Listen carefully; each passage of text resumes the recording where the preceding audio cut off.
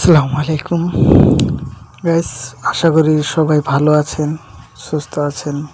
আমিও ভালো আছি, সুস্থ আছি। তো আমি আজকে একটা গল্প বলবো, ছোট্ট 1 মিনিটের জন্য বলবো।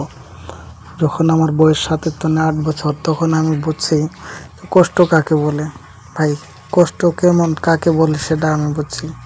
কত কষ্ট করে আমাদেরকে মা বাবারা পালছে, কত কষ্ট করে সংসার চালাইছে। আমার মা দিন দিন রাত খেটে যা 2-1 কেজি চাউল পাইছে সেটাই আনছে, আর যখন আনছে তখন বানাইছে, তখনই গেছি, তখনই শেষ।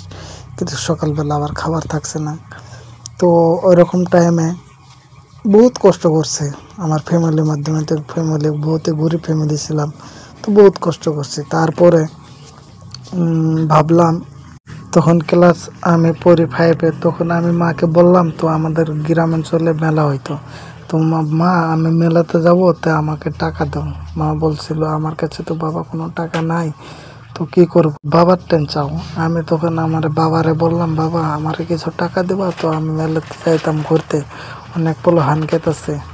তখন বাবা বলল, আমার কাছে টাকা নাই। তখন বললাম, ঠিক আছে মা, আমাকে তুমি 10-15 টাকা দাও, তো আমি কিছু একটা করব। তখন আমি 15 টাকা নিয়ে পানের থালা হাতে নিয়ে তো পান বেচতে গেলাম মেলাতে। মেলাতে জুয়ার আড্ডা চলে, তো সেখানে পান বেচে আমি একদিন